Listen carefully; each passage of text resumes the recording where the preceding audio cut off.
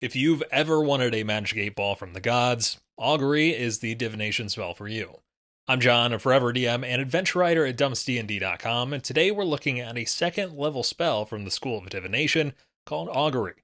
Available to Knowledge Domain Clerics, Oath of the Open Sea Paladins, and Path of Ancestral Guardian Barbarians, this spell lets you roll some bones, ask your god of choice a question, and get a few word answer in return.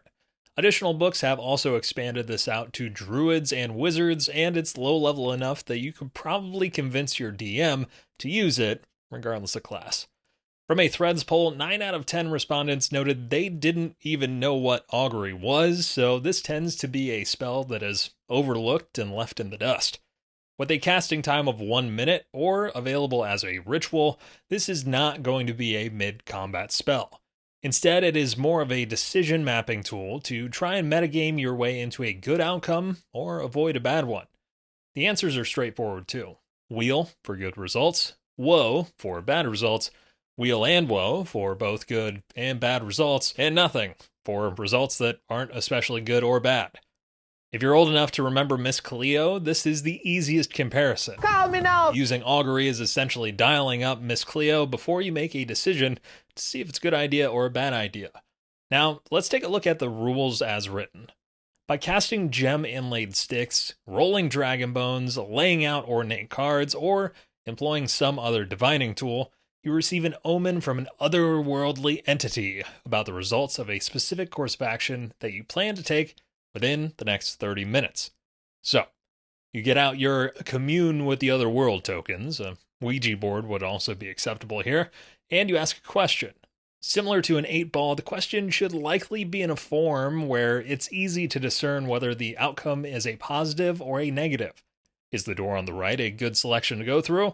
Would be an appropriate question overall versus what is the name of my next guest at the Air D&D? Augury tosses in a 30-minute time limit as well, which gives some plot armor to the DM, allowing them to give a response that only sees 30 minutes into the future. It's more like Peter Parker future prediction than Doctor Strange future prediction. Vary in the moment, which feels right for a second level spell. This is really where a lot of the role-playing flavor comes in as well. Tarot cards, bones of your enemies, whatever it may be. Let me know what divining tool you think is best for communing with Augury. The DM chooses from the following possible omens. The DM chooses, but it should be well-intentioned. I'm not going to spend a ton of time on these because ultimately the DM has to determine at the table what is good and what is bad. You as the player would benefit from determining what it all means by telling your DM you are taking Augury as a spell and how they see it working best. Regardless, here are the 3 options. Wheel for good results. Webster's Dictionary defines wheel as a sound, healthy, or prosperous state, but this one-word answer equates to the best of my knowledge, the result is overall a positive.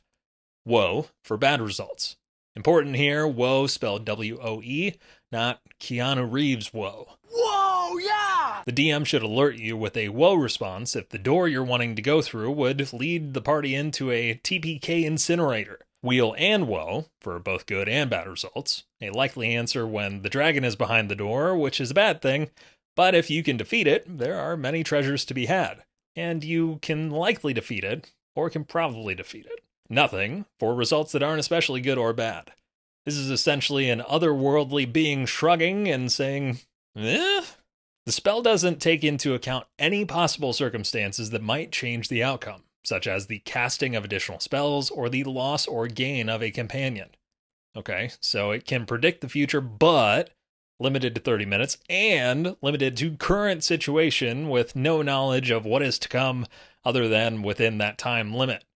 This is the DM equivalent of fine print terms of service, so the player can't whine when something contrary to the omen happens. If you cast the spell 2 or more times before completing your next long rest, there is a cumulative 25% chance for each casting after the first that you get a random reading. The DM makes this roll in secret. Making it even more bizarre, the DM now has to do some math based on how many times you've cast the spell.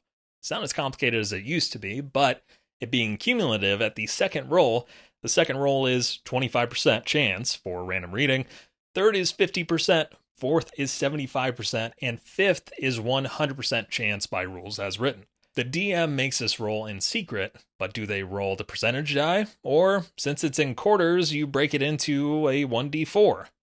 I don't know that it matters too much, and I honestly don't care all that much, but I know that as a character who knows this limitation, I don't know if I'd use this more than once per long rest. As we think about good, bad, and both results, the biggest question is, how do we know what is good, and how do we know what is bad? Sure, it's slightly philosophical, but in many cases, D&D has bad outcomes with good outcomes. The fight will be difficult, but there's some sweet treasure if you dig through their pockets at the end. Bad and good. Even more confusing is if we start to think about the long-term effects, like, if I enact this policy, what will the outcome be for the kingdom? Might be good for the next 30 minutes, but bring about war, famine, etc. over the next few years. For players, keep that 30-minute time frame in mind, so you're not making decisions based on poor data. It's a bit of a fourth wall breaker, but gives the PC a chance to ask, is this a good idea or a bad idea? D&D at its root is a game of probabilities and chance, leaving the dice to do the heavy lifting of finding the outcome in most cases. Augury is a rare chance to say, before I roll these dice, will it be good or bad? Now, let's take a quick look at Augury over the years. Based on a real divination practice many millennia ago, Augury shows up in 1st edition as a cleric spell that lets you see into the future for the next 3 turns. It also required the 100 GP equivalent of crushed up pearls in a strange infusion. In 2nd edition, the main text became set in stone, introducing the concepts of weal and woe, but keeping some of the strange percentage math from 1st edition. It also eliminated the strange pearl infusement, but cranked the token cost up to tokens worth at least 1,000 GP.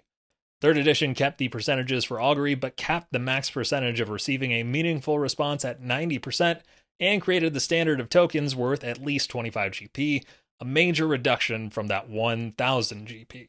5th edition simplified the percentage of math, making it intervals of 25% and granting the caster a reliably meaningful response the first time it is cast. That leaves Augury as a rare example of a spell that became less complex and less costly over time. Augury is a spell that can either enhance the role-playing experience and provide crucial guidance, or be a frustrating and underwhelming tool, depending on how it's used and interpreted. It shines brightest in the hands of a creative DM and a player who love diving deep into the mystical aspects of their character. However, its limitation and dependency on the DM's foresight can make it a less attractive option for those who prefer more straightforward and impactful spells. Whether you love it or hate it, Augury certainly adds a unique flavor to the spellcasting repertoire in D&D 5e. Hit the comments below if I missed anything, and let me know how you've used Augury in the past, and let me know what other spells you'd like to see a deep dive on.